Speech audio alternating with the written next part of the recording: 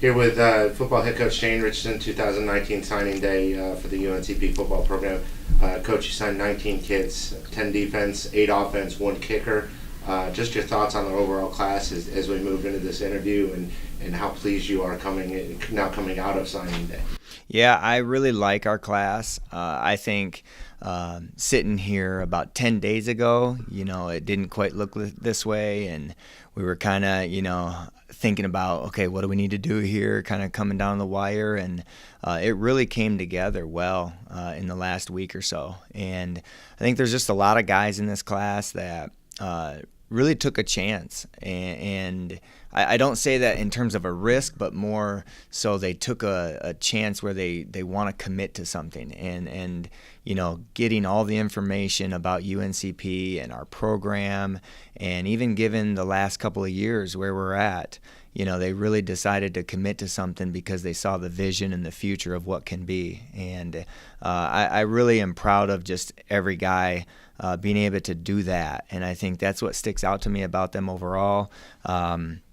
There's a lot of really good character guys in this group, a lot of good students in this group, and we feel like we got a lot of good football players in this group. And so a few really good positions that we were able to address, and I really like this class. I feel really good about where we ended up here with 19 of them.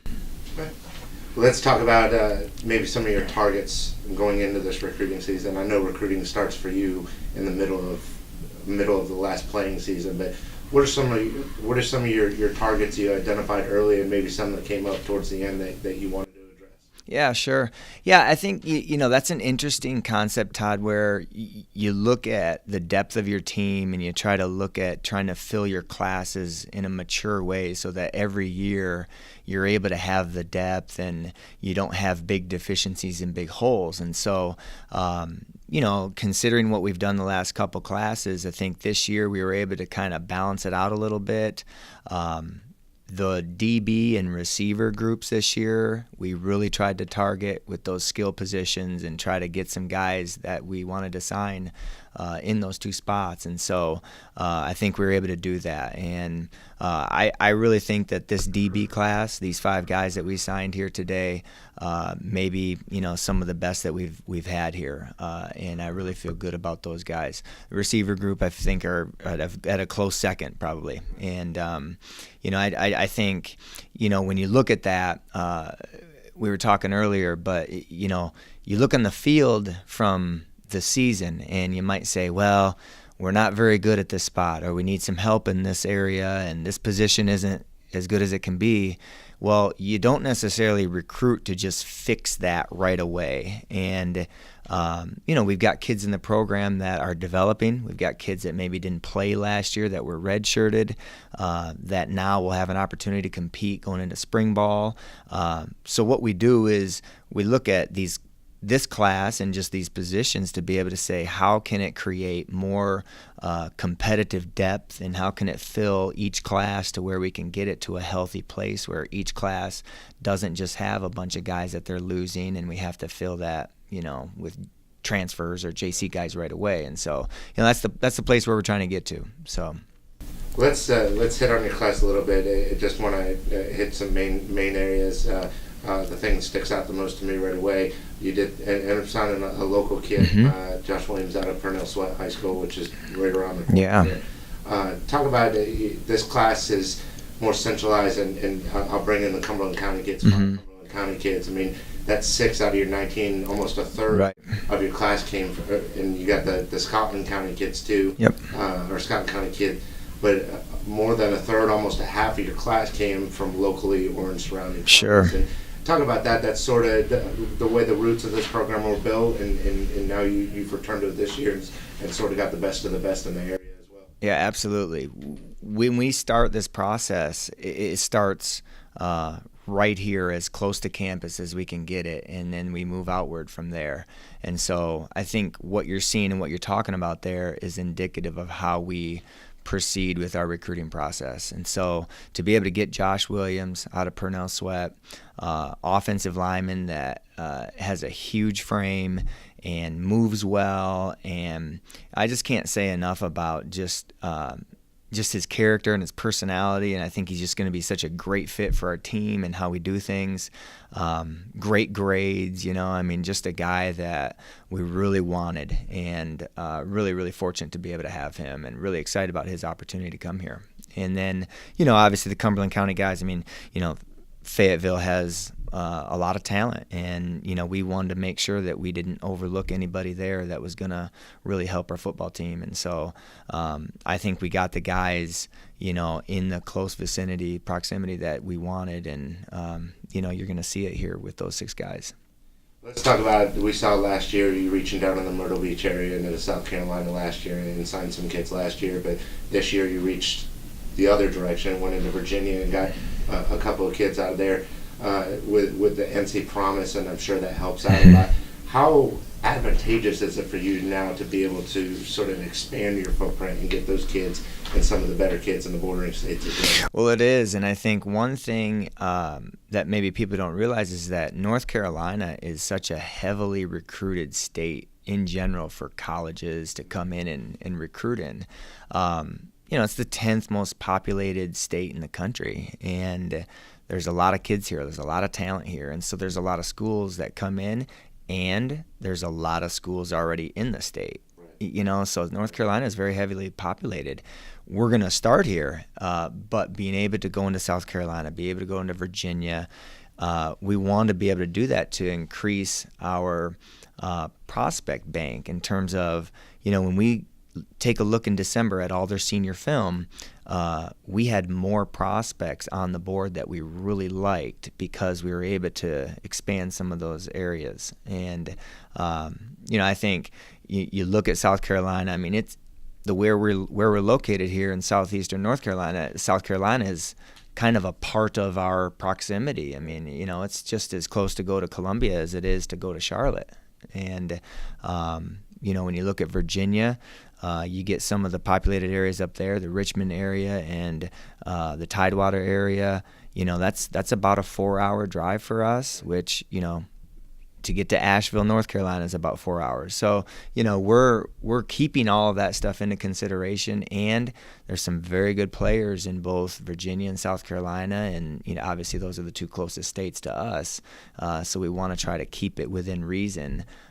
There's no reason to drive, 10 hours away per se, but I think you look at the guys that we're getting, South Carolina and Virginia now, going up there and expanding those efforts, to start that pipeline. I think it's going to be very fruitful for us.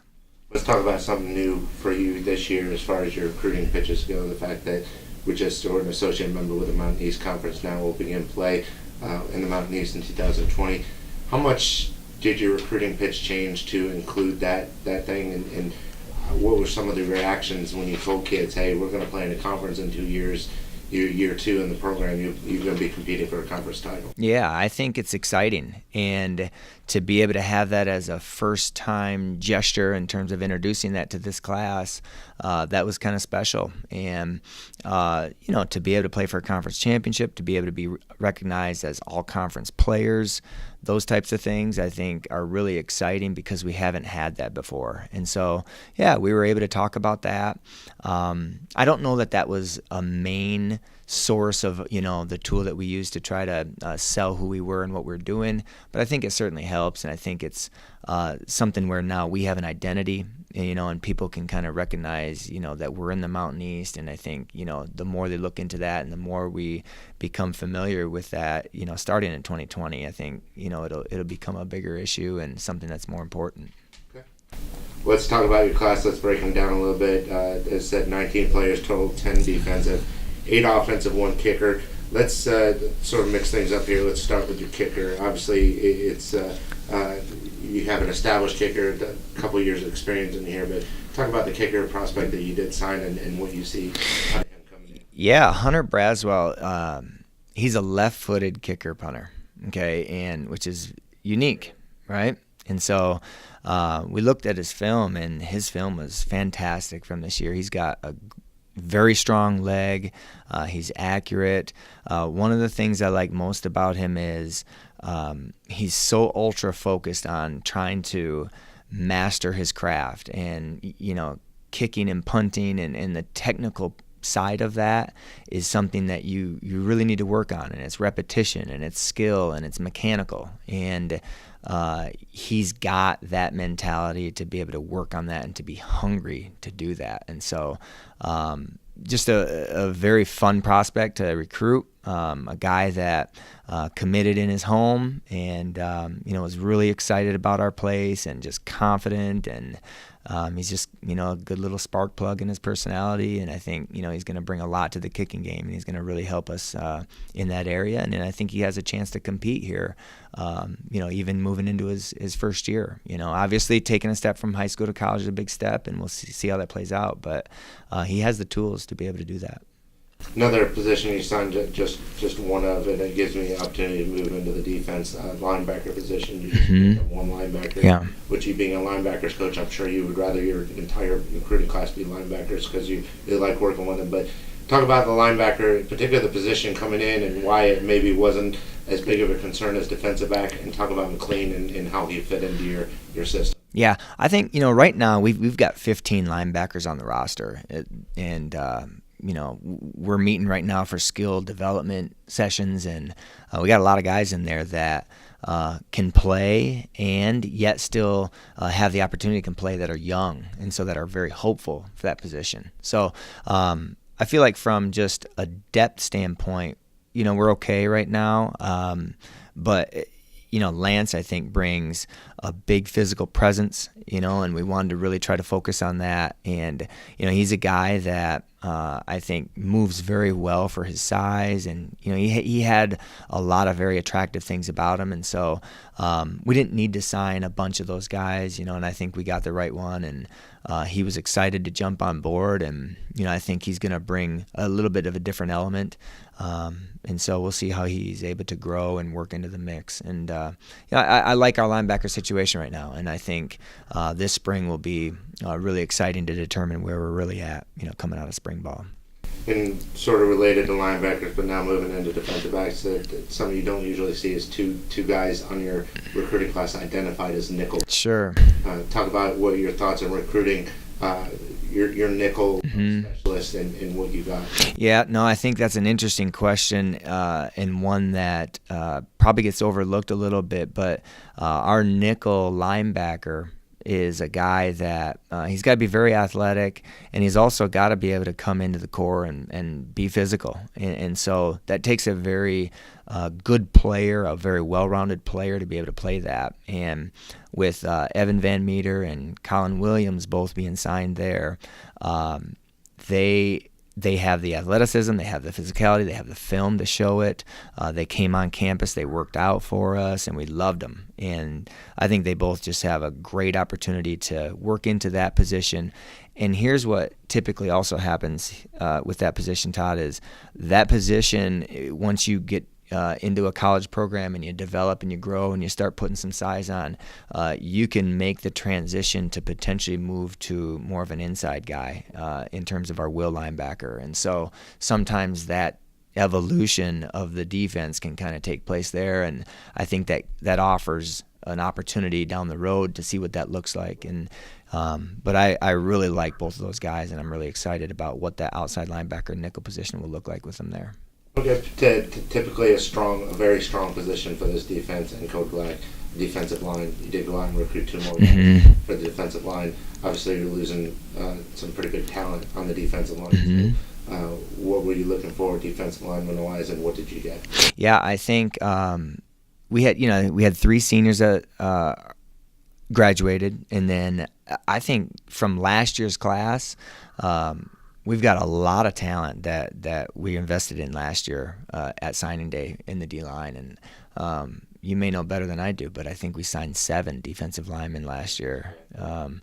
But those guys, they all have a chance to compete, and we're going to see what they can do this spring. And I'm really, really excited about that class from last year. And so we didn't necessarily feel like we needed to get guys right away into that spot, but both Bo Osborne at defensive end and TAVION Copeland, he's out of Virginia, at D tackle. Those guys will have a chance to just give us great depth, and the intent is to redshirt And really the intent is to redshirt all freshmen, and we tell these guys that. But if they're good enough to play and help us on Saturday, then they'll be out there. And, I think it just gives us great depth, and I think, they're developmental guys that we want to see how it shakes out for them, as they go on in their career. And we're excited for both those guys. I think they give us exactly what we need in terms of body types, in terms of skill set, in terms of athleticism.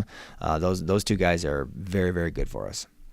In a position now, to sort of wrap up the defense, a position that you seem pretty excited about as far as the quality of the class. But if people get the chance to look at the videos that are going to be attached, where they'll see the athleticism and the size. Yeah. Your defensive backs, this is a very good crop coming in, and talk about them and how they'll help you. Yeah. Not just immediately, but down the road as well. Well, we signed two true safeties of the bunch, Sean Hill and Cameron Goins. Those guys are both over 6 foot. They run extremely well. Just good, sharp leaders in the back end, and I'm just really excited about having their presence back there at the safety position. DANTE BOWLDING, Terry Sanford. He's a guy that we really think can play multiple positions, and a very exciting recruit. Dante is, I think, and a guy that I think really completed this class. He was the 5th of the 5 to commit, and I just really think that he's got a great opportunity to compete at a lot of different spots, and his versatility can bring a lot of good things to our defensive backfield. Tyshawn from Scotland County, and then Matt Jamison out of AC FLORA down by Columbia. Those two guys are corners, and they're very athletic. They're very fast. Tyshawn is an extremely fast, straightaway guy, and I think he also has a physical presence as well. And then Matt Jamison, extremely athletic, quick feet, great hips, very fluid, and so I just think we got such a well-rounded class of DBs, and all of their level is so high on the field that it makes it so exciting. And I like all 5 of their personalities too. I mean, they're good guys, and I think there's a potential for a lot of leadership in there. And I'm looking forward to see how they develop and see how they fit in with our DBs. Let's move over to the other side of the ball. It's sort of a good segue for this, the wide receiver position. You got 3 of them coming in, good size guys. Yeah. Sort of a position that you've been working to sort of solidify over the years. But how do you feel you've done with these 3? Yeah, I think they'll be great fits, and these guys are really good. Jordan Gladney, from right up here in Cumberland County, he is also a return guy, and so he can kind of bring a dynamic there as well. Very athletic kid. He plays basketball. He's very competitive on the basketball court, and I think he just brings a great dynamic of athleticism. JAVION Smalls from Highland Springs, great pedigree. If you're not familiar with Highland Springs up in Virginia, they have won numerous state championships here over the course of the past maybe 4 to 6 to 8 years. I don't even know. But he comes from great pedigree there, and he's so fast and smooth and quick on his feet, and just a guy that is going to be a deep threat for us, and really excited about what he can bring to the table. Sean Brown. He is out of Marvin Ridge, and just a tall guy that can go up and get it, a guy who committed late to us and is really excited about the program and the opportunity to be here. And I think he brings a different dynamic because of his height and his length, and he still moves well, and he comes out of his break, and you can tell he's well coached. I think those 3 guys are very, very good at that spot. And so will they get a chance to play right away? I don't know that, and I tell all these guys that we don't know until you get to camp and really see what you can do. But in terms of their talent and skills, it's very, very good, and I think they're very comparable to what we have on our team. The running back position, you got 2 in this class. We saw sort of a glimpse with a freshman that worked his way into the starting lineup here and there last year. It seems to be a position that you guys are pretty solid in every year. But yeah. You You did add 2 this year, and what were you looking what were you looking for at the running back position that maybe you weren't getting last year, or that maybe you're looking forward toward in the future? Sure. I think currently on our team, running back is as deep in terms of the quality of depth that we have, maybe as any other position, potentially. So in signing both Leonard Mosley and Jalen Locklear, both Fayetteville guys, what we want to do is we wanted to offset what we have already with the speed element and just kind of the more wiggle element. And those guys, they're a little bit smaller than the guys we have right now potentially, but I tell you what, their speed and their athleticism and their ability to make people miss is really what we're excited about. And those skills right there is a little bit what we're looking for, and that's why we signed those 2 guys. And I think they're going to be able to complement what we have already very well. I saved this position for last, and usually it's the position I start with. But the offensive line position is maybe holes here and there for the past 3 or 4 years. It seemed to be a unit that progressively got better as the season went along in the fall. What do you have, and what do you have in the cupboard for that position? How do you feel that position has progressed, and what were you looking for as far as to fill some holes with these 3? Sure. I think we're as healthy in our depth at that position as we have been in the last 3 years. In 2016 we obviously were pretty good up front, and then the last couple of years we've been pretty thin, and we've had some injuries, and we just had a lot of youth at that position. We had 3 true freshmen that ended up and were starting by the end of the year at that position last year. I don't think a lot of people realize that.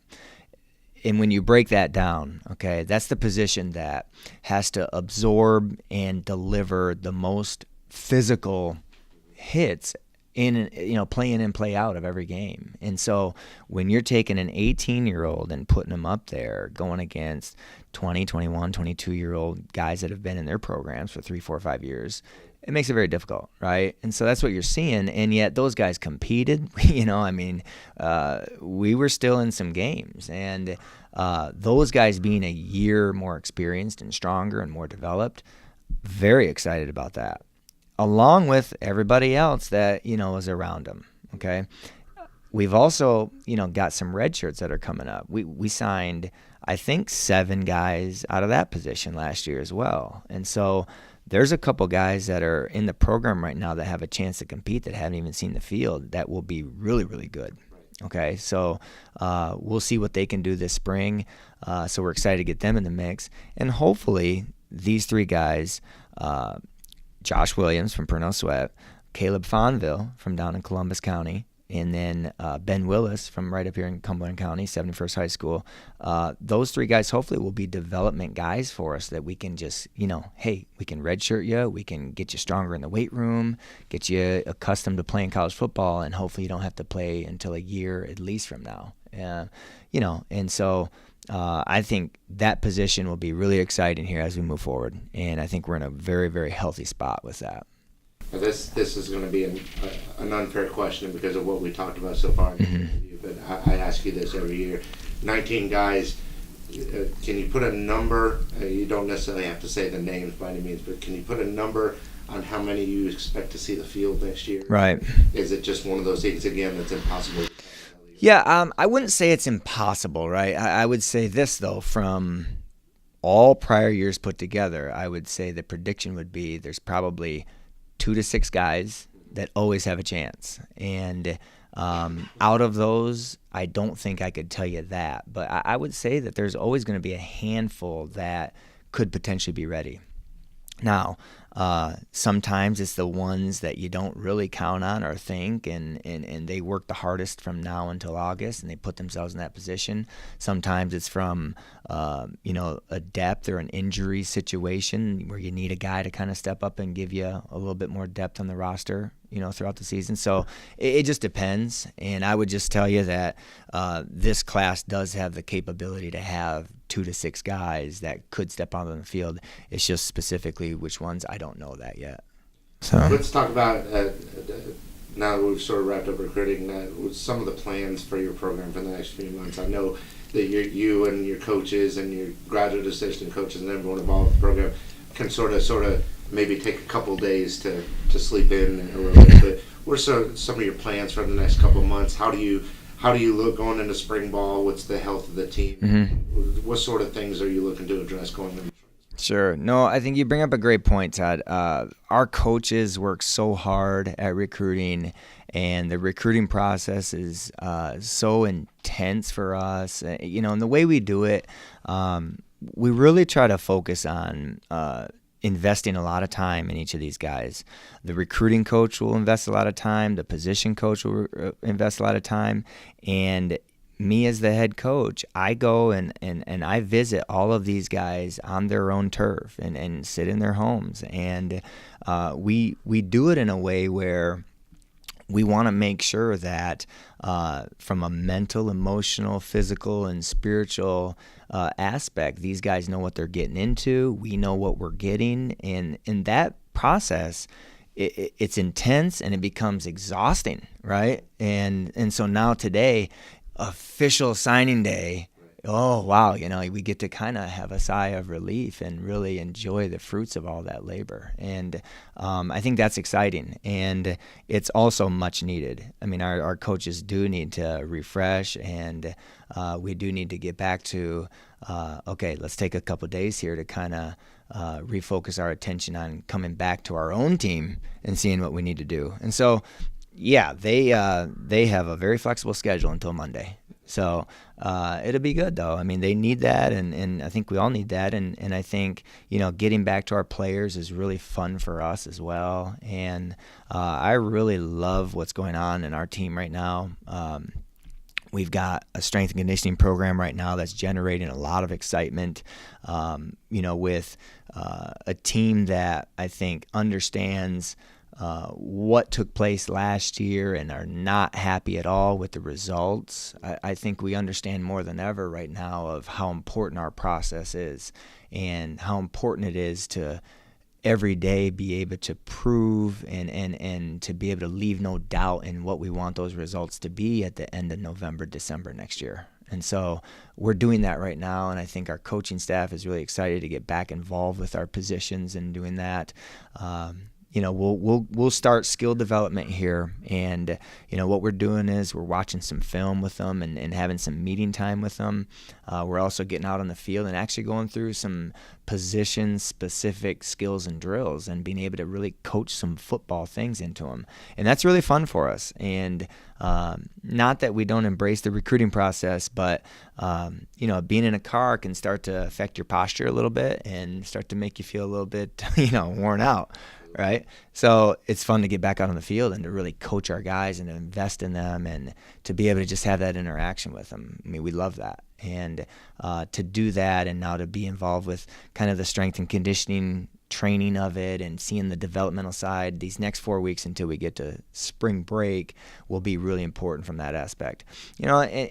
And we have some things that we do that, we intentionally team build. We intentionally try to, work on the relationships that we have with our players and player to player and, what all that looks like. And so, it's really fun. And we expect that to be a great opportunity to use for these next 4 weeks as well. We'll go to spring break. We'll come back and, we'll get ready to go into spring ball. And spring ball will be a time where we really kind of what we talked about is to see some of these young guys that have maybe not stepped on the field or had the opportunity yet, see what they can do. And I think that's really, really exciting to see. And, of course, you want to see all the veterans and the guys that have had playing time. They need to keep moving forward.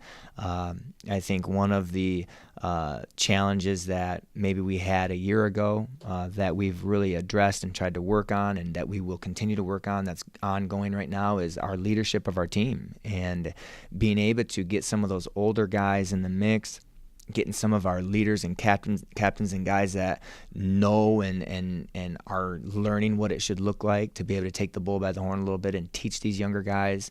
That's a process we're really investing in as well. And so that's fun to see here as we go along this semester.